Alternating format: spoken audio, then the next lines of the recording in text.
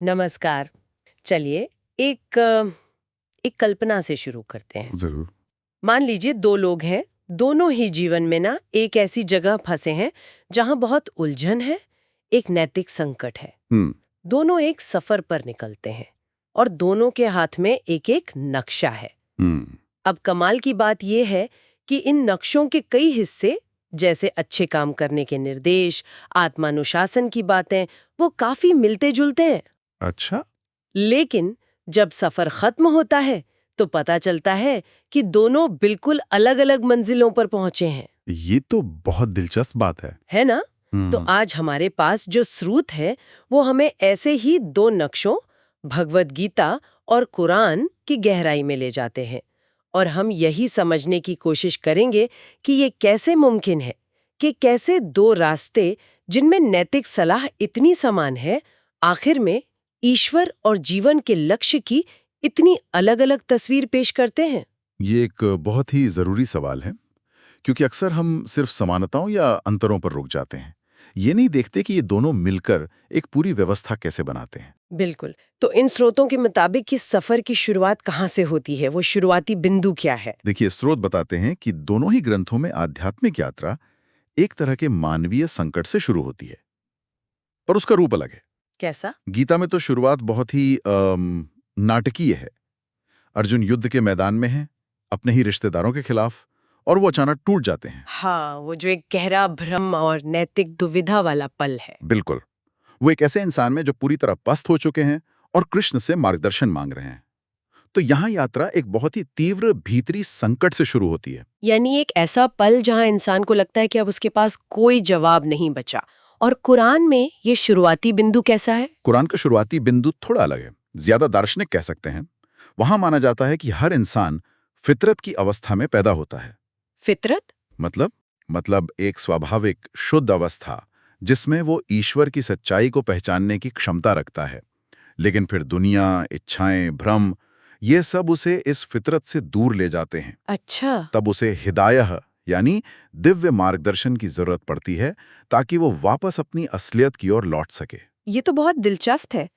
तो एक यात्रा एक तीव्र संकट से शुरू हो रही है और दूसरी एक स्वाभाविक अवस्था से भटकने के बाद रास्ता खोजने से, पर दोनों को मार्गदर्शन की जरूरत है। हाँ, बिल्कुल।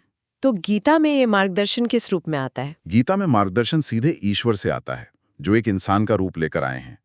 कृष्ण अर्जुन के सारथी हैं, दोस्त हैं, और फिर वो अपना दिव्य रूप दिखाकर यह स्थापित करते हैं कि वो स्वयं परम सत्य हैं। वो एक दिव्य गुरु हैं जो सीधे ज्ञान दे रहे हैं। जी, और यहीं पर शायद सबसे बड़ा अंतर सामने आता है ना, क्योंकि कुरान का नजरिया इससे एकदम अलग है। बिल्कुल। कुरान में मार्गदर्शन केवल एक ईश्वर यानी अल्लाह से आता है, लेकिन ये सीधे नहीं आता। अच्छा। ये एक इंसान, एक पैगंबर मोहम्मद साहब के माध्यम से प्रकट होता है। और वो बार बार ये साफ करते हैं कि वो दिव्य नहीं हैं, वो बस एक दूत हैं, एक संदेशवाहक। तो एक में गुरु खुद मंजिल है। और दूसरे में गुरु मंजिल का नक्शा पहुंचाने वाले हैं। वाह, ये अपने आप में ईश्वर और इंसान के रिश्ते की पूरी गतिशीलता को ही बदल देता है। आपने बिल्कुल सही पकड़ा। ये संबंध की प्रकृति को परिभाषित करने वाला सबसे बुनियादी अंतर है। तो जब मार्गदर्शन मिल जाता है तो ये नक्शे कौन से रास्ते सुझाते हैं? स्रोत बताते हैं कि गीता में 3 मुख्य रास्ते या योग हैं। जी, गीता में 3 मुख्य मार्गों का जिक्र है जो आपस में जुड़े हुए हैं। पहला है कर्मयोग। बिना फल की इच्छा के अपना काम करना। हाँ। दूसरा है ज्ञान योग, विवेक के जरिए सच्चे आत्म को समझना। और तीसरा है भक्ति योग, प्रेम और समर्पण से ईश्वर से जुड़ना। ये 3 अलग-अलग रास्ते नहीं हैं, बल्कि एक ही मंजिल के 3 पहलू हैं। क्या वहां भी ऐसे ही रास्ते हैं? कुरान में ऐसा बंटवारा नहीं है। वहां आपस में जुड़े हुए 3 स्तंभ हैं जो हर विश्वासी के लिए जरूरी है। कौन से? पहला है ईमान, मतलब एक अल्लाह में अटूट विश्वास। दूसरा है इल्म, सच्चा ज्ञान। और तीसरा है अमल सालेह, यानी नेक काम। अमल सालेह। जी।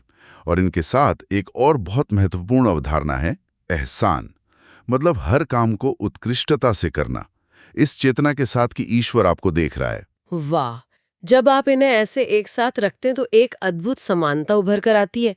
गीता का कर्म कुरान के अमल सालेह के समानांतर लगता है। बिल्कुल। गीता का ज्ञान कुरान के इल्म के समानांतर है और गीता की भक्ति कुरान के ईमान और समर्पण के समानांतर है। बिल्कुल सही। स्रोतों में यही समानता उजागर की गई है। ढांचा और शब्द अलग हैं, पर जो बुनियादी तत्व हैं, कर्म, ज्ञान और समर्पण, वो दोनों व्यवस्थाओं के केंद्र में है।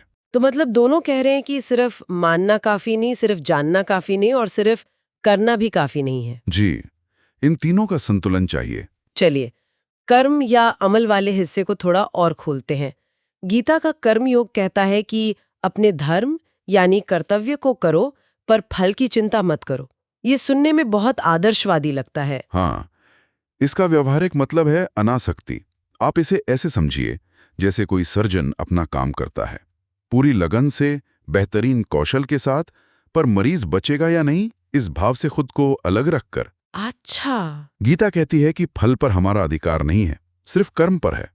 अगर हम फल से जुड़ गए तो हम सुख दुख के बंधन में फंस जाते हैं। कर्मयोग इससे मुक्ति का रास्ता है। और कुरान में नेक कामों यानी अमल सालेह के पीछे का विचार क्या है? वहां भी क्या यही अनासक्ति है? वहां ढांचा थोड़ा अलग है, लेकिन नतीजा कुछ हद तक वैसा ही है। कुरान में दो चीजों पर जोर है, नियत यानी आपका इरादा, और तवक्कुल यानी अल्लाह पर भरोसा। नियत और तवक्कुल। अनासक्ति नहीं है, ये भरोसा है। बिल्कुल, ये ईश्वर के प्रति जवाबदेही और उसके फैसले पर गहरा भरोसा है। आप नतीजे के तनाव से मुक्त हो जाते हैं, क्योंकि आपको विश्वास है कि जो भी होगा वो ईश्वर की योजना का हिस्सा है। लेकिन मनोवैज्ञानिक स्तर पर तो दोनों का असर एक जैसा ही होगा, है ना? दोनों ही इंसान को नतीजे के तनाव से मुक्त कर रहे हैं। असर काफी हद तक एक जैसा हो सकता है। दोनों ही चिंता कम करते हैं, लेकिन दार्शनिक आधार बिल्कुल अलग है। एक में आप एक ब्रह्मांडीय व्यवस्था से जुड़ रहे हैं, दूसरे में आप एक व्यक्तिगत ईश्वर के साथ अपनी रिश्ते को मजबूत कर रहे हैं। एक अनासक्ति पर, दूसरा भरोसे पर। यह बहुत ही सूक्ष्म लेकिन महत्वपूर्ण अंतर है। और इसी से जुड़ा सवाल है कर्तव्य का। गीता स्वधर्म की बात करती है। जी, स्वधर्म की अवधारणा ये कहती है कि हर व्यक्ति के लिए समाज में उसकी स्थिति और प्रकृति के अनुसार एक निश्चित कर्तव्य है और उसे निभाना ही धर्म है। इसकी तुलना में कुरान में कर्तव्य की अवधारणा कैसी है? यहाँ एक और बड़ा अंतर है। कुरान में कर्तव्य की अवधारणा ज्यादा सार्वभौमिक है। ये सभी इंसानों को धरती पर ईश्वर का खलीफा मानती है। खलीफा यानी उत्तराधिकारी या प्रतिनिधि? हाँ, प्रतिनिधि। इस नाते हर इंसान की एक नैतिक जिम्मेदारी है न्याय कायम करना, जुल्म को रोकना, और ये जिम्मेदारी किसी के जन्म या सामाजिक भूमिका पर नहीं, बल्कि उसकी इंसानियत पर आधारित है। तो इसका मतलब ये है कि एक व्यवस्था में आपका कर्तव्य आपकी पहचान से जुड़ा है और दूसरी में आपकी पहचान आपके सार्वभौमिक कर्तव्य से बनती है। बिल्कुल। ये दुनिया में अपनी भूमिका को देखने का एक बहुत गहरा अंतर है। ऐसा लगता है कि दोनों ही रास्ते बहुत ज्यादा आंतरिक मेहनत की मांग करते हैं। ये सिर्फ बाहरी कर्मकांड नहीं है। गीता मन और इंद्रियों को वश में करने की बात करती है। हाँ, गीता के अनुसार असली मुक्ति तब तक संभव नहीं जब तक आप अपने मन, इंद्रियों और सबसे बढ़कर अपने अहंकार को नियंत्रित नहीं कर लेते। लक्ष्य है अहंकार से परे जाकर अपने सच्चे आत्मा यानी आत्मान को महसूस करना। और कुरान में इससे मिलती जुलती कोई अवधारणा? कुरान में भी एक बहुत केंद्रीय अवधारणा है जिसे तज़किया यानी आत्मशुद्धि कहते हैं। इसका लक्ष्य है अपने नफ्स यानी अपनी निम्न इच्छाओं और अहंकार को नियंत्रित करना, और तकवा यानी ईश्वर चेतना को बढ़ाना। तकवा, जिसका मतलब है हर पल ये याद रखना कि ईश्वर मौजूद है और आप उसके प्रति जवाबदेह हैं। तो यहां भी साझा बात यही है कि असली लड़ाई बाहर नहीं बल्कि अपने ही अंदर लड़ी जानी है। और अब आते हैं उस पहलू पर जहां शायद सबसे ज्यादा भावनाएं जुड़ी होती है, भक्ति। गीता में कृष्ण के प्रति पूर्ण समर्पण यानी भक्ति योग को बहुत महत्व दिया गया है। हाँ, भक्ति योग में प्रेम और समर्पण को मुक्ति का सबसे सहज मार्ग माना गया है। यहाँ भक्त और भगवान के बीच एक बहुत ही व्यक्तिगत और प्रेमपूर्ण रिश्ता है। एक बहुत ही सीधा और भावनात्मक जुड़ाव। जी। और यहीं पर कुरान का रास्ता बिल्कुल अलग हो जाता है ना? ये एक प्रमुख धार्मिक विभाजन बिंदु है।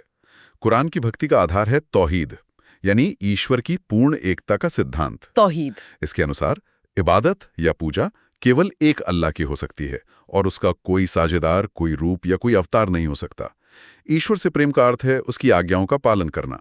तो ये अवतार भक्ति बनाम विशुद्ध एकेश्वरवाद का मूल अंतर है। तो अब हम यात्रा के अंत के पास पहुंच रहे हैं।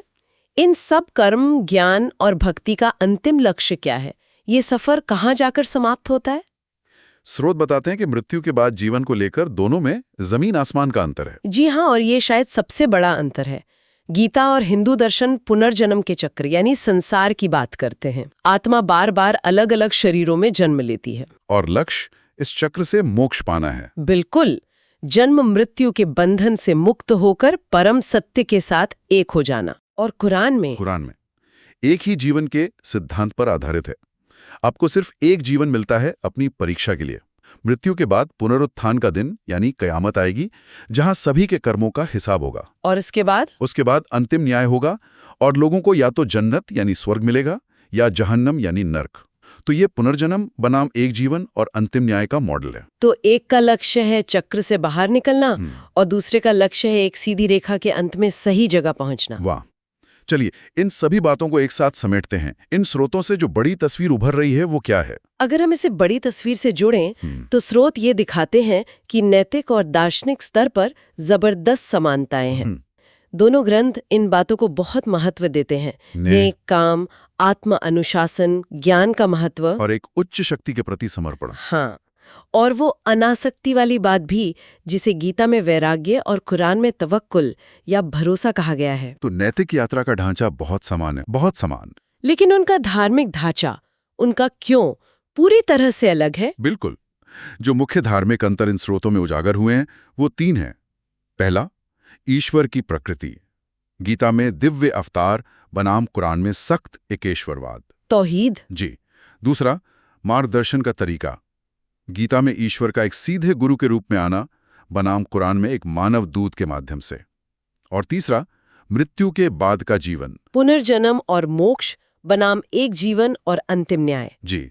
यही अंतर उन समान नैतिक शिक्षाओं को एक बिल्कुल अलग मायने और मकसद देते हैं। 2 गहरे आध्यात्मिक रोड मैप पर यह एक अद्भुत नजर थी।